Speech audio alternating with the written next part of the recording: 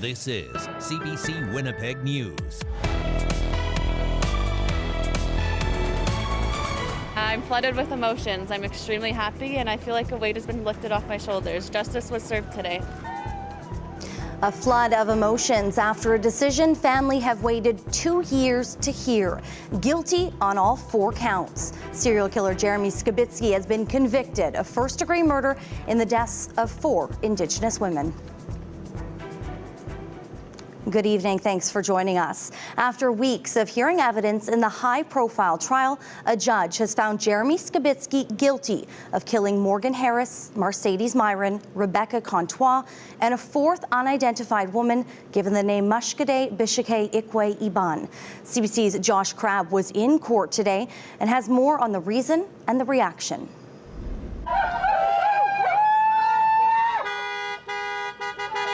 Honking, hugging, and shouts of joy. Outside the court, the mood was celebratory after dozens of people, family and supporters, spilled out onto the street from a Winnipeg courtroom after the decision was read. Jeremy Skibitsky found guilty of first-degree murder on all 4 counts. Mercedes Myron's sister, Jordan, says she felt a burst of energy. I just felt super happy. I wanted to cry. I didn't, but I just feel very, very happy. We fought for this for so long.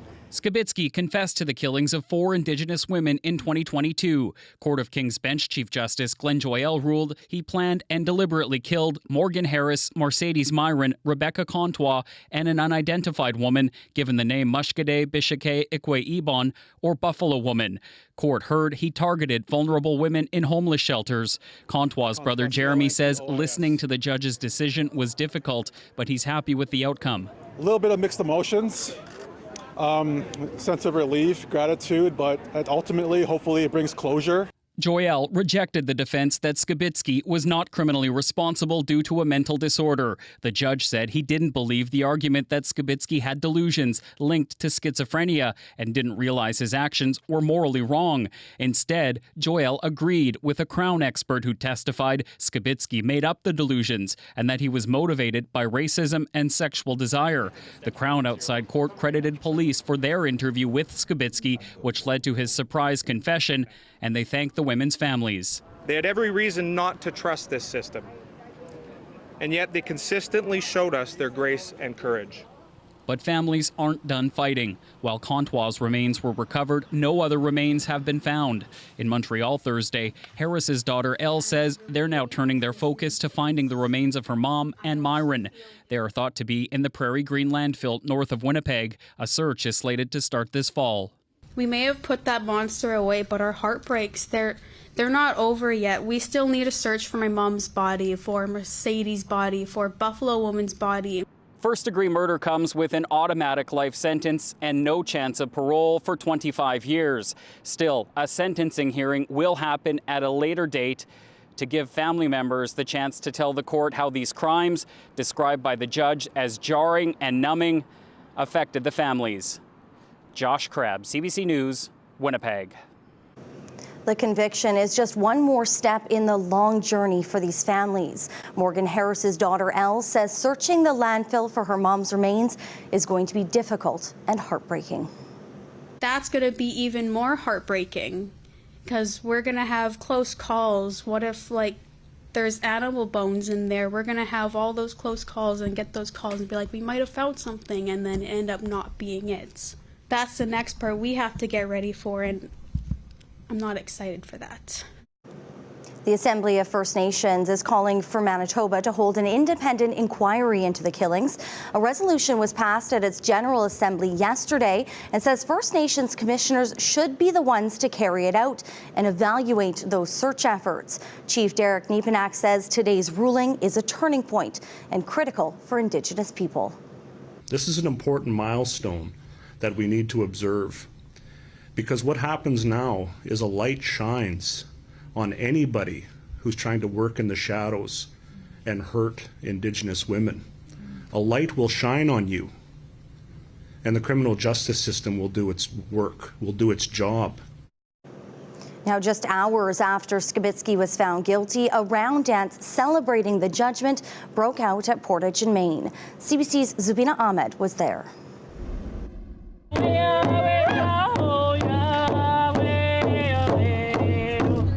People singing, coming together. Here at Portage and Main, a round dance after Jeremy Skibitsky was found guilty. I'm sure the community is very happy with the verdict. I know I am. These families have been through a real big struggle. It was an emotional day for many here. Krista Fox traveled from Saskatchewan. We are honoring our sisters with the 4 guilty verdicts that were handed down this morning. Sue Caribou thinks today is the day everyone will remember. Today is very important. I call it a history day because for 4 counts of guilty verdict, it's a history making for Indigenous people. Caribou's niece, Tanya Nipanak, went missing more than a decade ago. Convicted killer Sean Lamb was charged in her death, but the charges were later stayed. Police briefly searched the Brady landfill, but her remains were never found. We still have Tanya to bring home. Caribou says this brings her hope. Landfills will be searched for missing people. A search for the remains of Mercedes Myron and Morgan Harris is expected to start at the Prairie Green landfill later this year. Zubina Ahmed, CBC News, Winnipeg. If you are affected by reports and issues involving missing and murdered Indigenous women and girls, you can call the national hotline 1-844-413-6649 for immediate assistance and crisis support 24 hours a day, every day. Lawyers for the former and current chief of Peguis First Nation appeared before a federal judge today in Winnipeg. The lawyer for former chief Glenn Hudson argued last year's election results should be overturned because 1 advance poll was nullified and 2 were cancelled. Hudson's lawyer claims this was the result of intimidation of election officials by supporters of Stan Bird, who won that election. After the hearing, Hudson claimed what happened in an advance poll in March 2023 amounted to voter intimidation. We have to tighten up our process as far as the electoral situation is concerned. And, you know, if this happened on March 28th, if that happened in a white society, people would end up in jail. Bird's lawyer says his client did not engage in any intimidation. He also argued the results must be upheld in order to ensure Peguis members have confidence in their electoral process. The judge says she will issue a decision as soon as possible. There's no more room at Winnipeg's largest animal shelter. The Winnipeg Humane Society says it's full to the brim and can't take any more pets. The shelter has 250 animals in its facility, another 260 in foster care.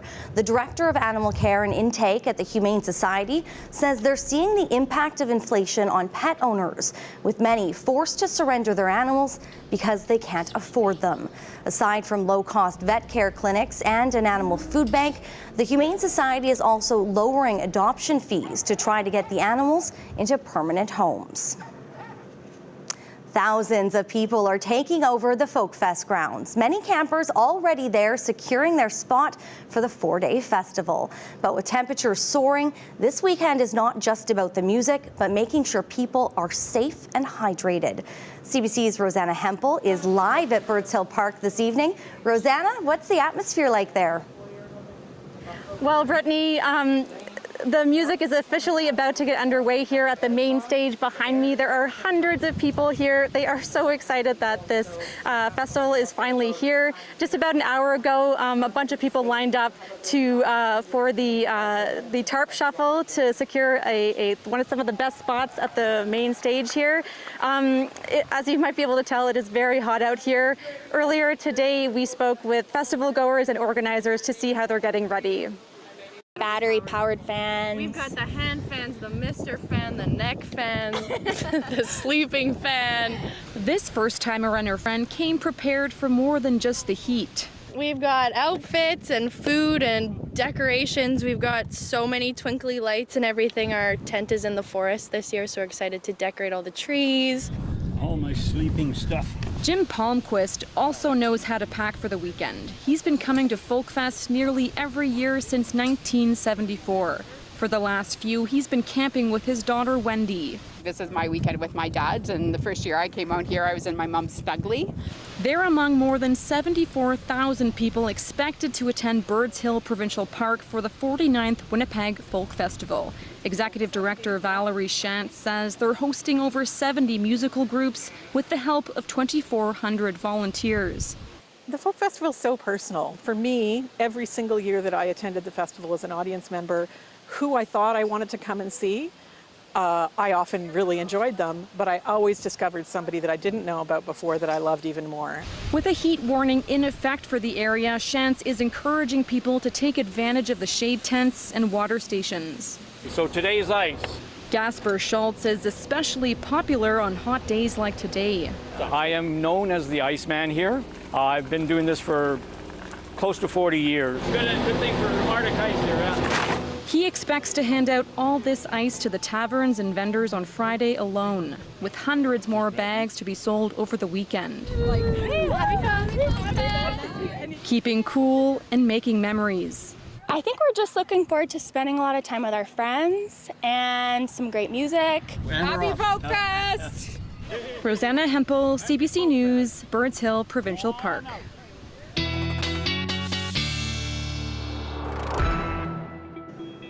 On that note, let's bring in Riley Lachek. And Riley, I feel like every Folk Fest weekend is a scorcher, at least the ones I've been at the last few years. But we also know that it can be dangerous because of that and the risk of thunderstorms as well. Risk of thunderstorms in particular. I'm going to show you some video in a moment. Pay attention to this because it goes by quick. I want to show you sort of the volatility that we've seen in the atmosphere, particularly in northern Manitoba. So have a look at this video from Tatasquiac last night. Again, it goes by quick. There goes the trampoline. Yeah, oh my it's goodness. That windy and that volatile and that unsettled in parts of northern Manitoba. Thanks, Laverne, for capturing this last night of this torrential downpour, some very strong winds. Unfortunately, no weather stations in that area, so I can't tell you exactly how strong the winds got during that storm, but you kind of get the picture when you see a trampoline flying through the air. But Laverne also got this very lovely sunset after that storm rolled through, so kind of night and day, if you will, in Tatasquiac between Gillam and Thompson last night.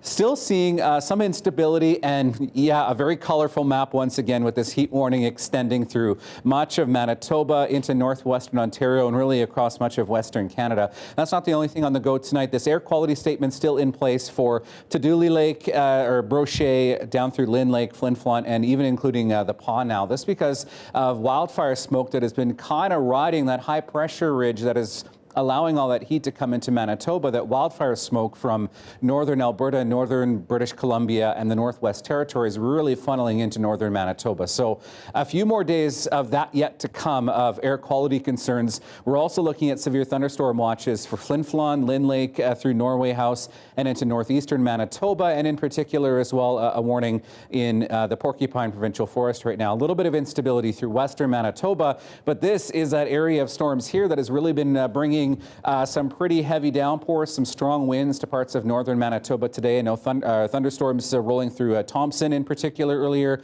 through Gillam, now into the Oxford House region.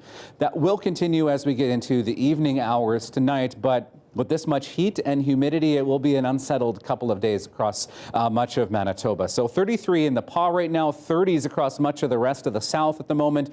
Factoring in the humidity, yep. Real red, looking at readings closer to 40 or at 40, feeling like through much of the province as we get through into the evening hours here. So here's some of that instability I was showing you in the Parkland and through the Westman region moving through this evening. Here's the rest of that storm system in northern Manitoba as it pushes off into northwestern Ontario. There is the risk we could see some nocturnal thunderstorms overnight tonight of the non-severe variety, but we do get our best chance for some severe weather as we get later into Friday. Futurecast not doing a good job kind of picking this up in southern Manitoba per se, but really could see some of that into northwestern Ontario and some of that into sort of southern Manitoba as we get Thursday into Friday. There is the risk of thunderstorms across southern Manitoba tomorrow, more so through this area in orange where we could see some large hail, very gusty winds and some rain throughout throughout the later afternoon, early evening tomorrow. We get that risk of thunderstorms as we get through Saturday, 28 degrees if you're going to Folk Fest, and a nice 28 for Sunday as well. So, Brittany, don't forget the water if you're heading out there this weekend. I was going to say shade and hydration are going to be key this weekend. Absolutely. Thanks, Riley.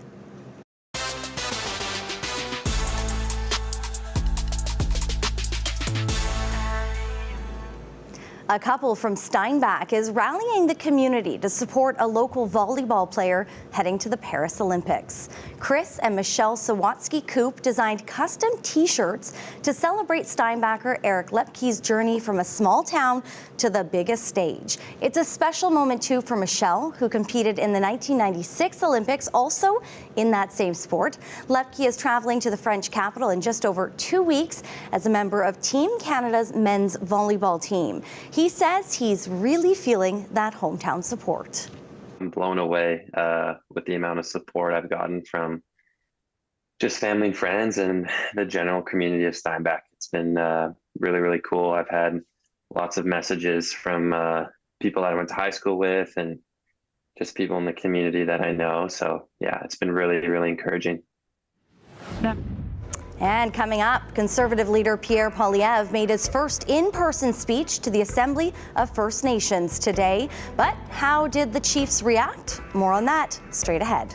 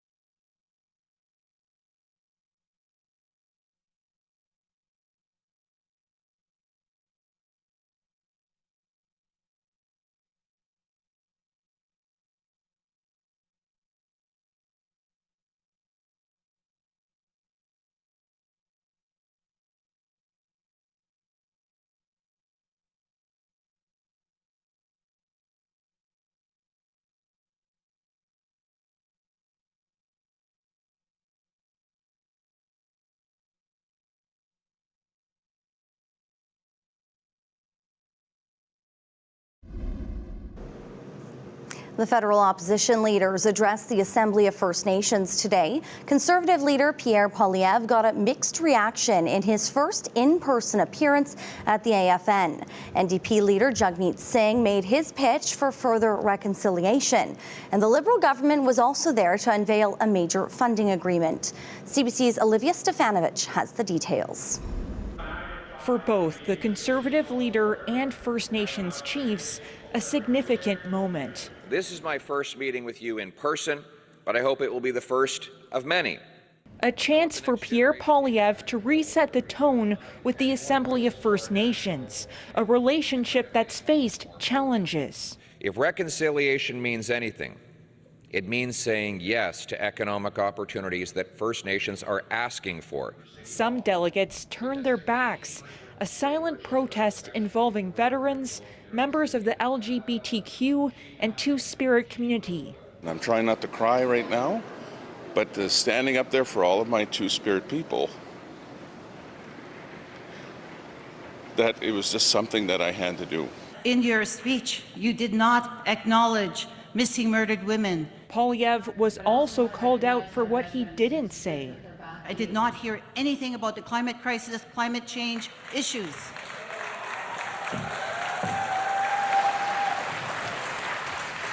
There's a hurricane in the town right now from the remnants from Burrell. How can we dismiss climate crisis? But the message Poilievre came to deliver, one focused on resource and economic development, welcomed by others. And I'm pretty certain he will form government according to the polls. And we wish him well, and we want to work with him and start building those relationships now to make sure that we get some good things going for First Nations people in this country. And Poilievre wasn't the only political leader vying for approval. Economic reconciliation cannot happen unless it means respecting your rights to free, informed, prior consent. Singh tried to counter the Conservative message. So did the Indigenous Services Minister, who arrived on the last day of AFN meetings for a sudden press conference. We are pleased to announce that we have secured a commitment from the Government of Canada to provide $47.8 billion in funding over 10 years. That money aimed at solving one of the biggest outstanding issues between the government and First Nations, child welfare reform. The government hoping the dollar figure will trump any promises Poilievre and Singh try to make. Olivia Stefanovic, CBC News, Montreal. Prime Minister Justin Trudeau says Canada expects to reach NATO's defense spending target of 2% of GDP in 2032. Trudeau made the announcement today in Washington on the final day of the NATO Leader Summit. We have shown that a responsible government steps up in a changing world and does the necessary work, not just to increase defense spending, but to do it in the right way. Canada has been under pressure from allies to produce a plan to hit the military alliance's spending benchmark. While Canada has increased defense spending by 57% over the last 10 years, it still lags behind its allies. Also at the summit, Canada signed a new agreement with the U.S. and Finland to build up to 90 polar icebreakers to expand NATO access to the Arctic and help deter Russian and Chinese ambitions in the far north. At the close of the NATO Leaders Summit, the Secretary General pointed to what he called a pattern of authoritarian countries working together to support Russia's war with Ukraine. He specifically named China, Iran, and North Korea in helping Moscow prolong the conflict. After the break, Riley is back with a last check on our hot and humid weather. Stay with us.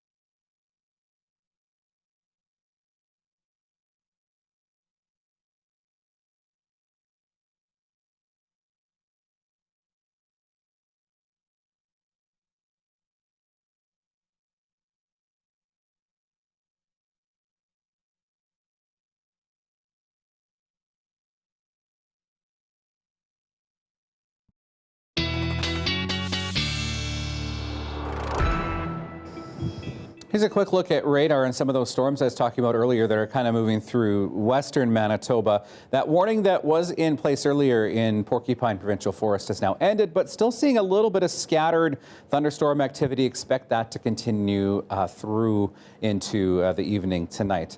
I talked about Folk Fest earlier, but there's something else happening outdoors tomorrow that you might want to prepare for if you're heading out to. That's the Bombers game. The Calgary Stampeders in town, 31 degrees at kickoff at 7:30. A hot, humid and sunny one tomorrow. 32 in Winnipeg tomorrow afternoon, as well as in Brandon. Looking at 30s into northwestern Ontario and high 20s through most of northern Manitoba as well. We're looking at temperatures close to 30 as we get through Saturday and Sunday, and then we get a little bit of a reprieve as we get into early next weekend. Watch for windy conditions as we get through the day on Tuesday, 27 on Thursday. Normally, we bring you a daily lift to end our show tonight, but this next story might end up making you squirm a little bit, Brittany, instead of smile. If you hate snakes, here's your warning. You'll want to look away because customs officials in China got a slithery surprise this week when they intercepted a passenger. Now, security video shows the traveler entering through a port using a lane meant for people with nothing to declare. During additional screening, they found 6 sealed bags with live snakes in his pants.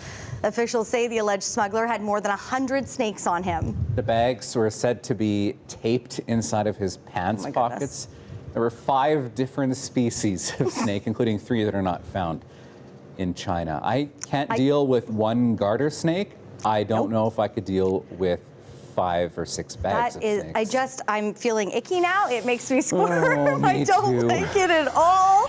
So we're going to leave you. Stay safe, stay hydrated. See ya. Have a great night.